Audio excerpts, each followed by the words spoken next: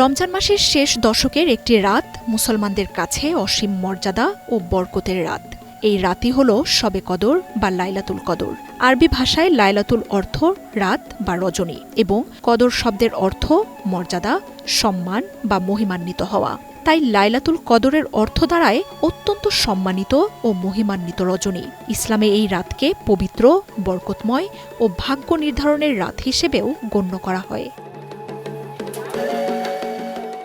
ইসলাম ধর্মের বিশ্বাস অনুযায়ী এই রাতে মানুষের ভাগ্য ও তাকদিরের অনেক বিষয় নির্ধারণ করা হয়। আল্লাহ তাআলা এই রাতকে এত বেশি মর্যাদা দিয়েছেন যে এই এক রাতের ইবাদত হাজার মাসের ইবাদতের চেয়েও উত্তম বলে ঘোষণা করা হয়েছে।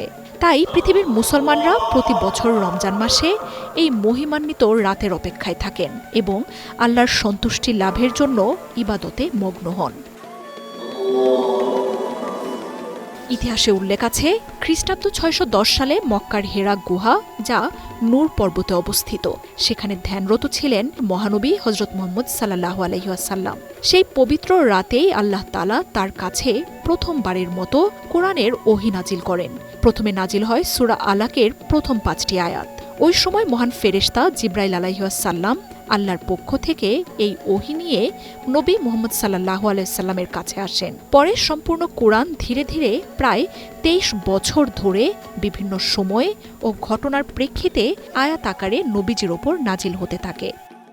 এ গ্রেড ক্লিংকারের কনফিডেন্স সিমেন্ট, বাংলাদেশের হৃদয় জুড়ে। শবে কদরের গুরুত্ব বোঝাতে আল কুরআনে একটি সম্পূর্ণ সূরা নাজিল হয়েছে, যার নাম সূরা কদর। এই সূরায় আল্লাহ তাআলা ঘোষণা করেছেন, নিশ্চয়ই আমি কুরআন অবতীর্ণ করেছি কদরের রাতে। আর তুমি কি জানো কদরের রাত কি? কদরের রাত হাজার মাসের চেয়ে উত্তম। সে রাতে ফেরেশতারা ও রূহ অবতীর্ণ হয় তাদের প্রতিপালকের অনুমতিক্রমে প্রত্যেক কাজের জন্য, শান্তি শান্তি উষার আবির্ভাব পর্যন্ত। হাদিসে আরও বর্ণিত আছে, এই রাতে জিবরাইল আলাইহিস সালামের নেতৃত্বে অসংখ্য ফেরেশতা পৃথিবীতে অবতরণ করেন।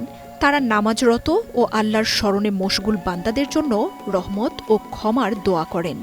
রাতভর পৃথিবী জুড়ে এক বিশেষ শান্তি ও রহমতের পরিবেশ বিরাজ করে। ইসলামী বিশ্বাস অনুযায়ী এই রাতেই আগামী ১ বছরের অনেক বিষয়, যেমন মানুষের জীবন, মৃত্যু, রিজিক ও বিভিন্ন ঘটনা ফেরেশতাদের কাছে নির্ধারণ করে দেয়া হয়।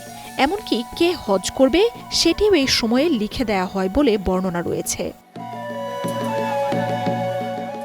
মুসলমানদের জন্য এই রাতের তাৎপর্য আরও গভীর একটি কারণে। পূর্ববর্তী নবীদের উম্মতদের আয়ু ছিল দীর্ঘ, ফলে তারা বহু বছর ধরে ইবাদত করার সুযোগ পেতেন। কিন্তু নবী সাল্লাল্লাহু আলাইহি সাল্লামের উম্মতের আয়ু তুলনামূলক কম হওয়ায় তারা এত দীর্ঘ সময় ইবাদত করার সুযোগ পান না। তাই আল্লাহ তাআলা তার বিশেষ অনুগ্রহে লাইলাতুল কদরের মতো একটি মহিমান্বিত রাত দান করেছেন, যাতে এক রাতের ইবাদত হাজার মাসের ইবাদতের সমান সওয়াব এনে দেয়।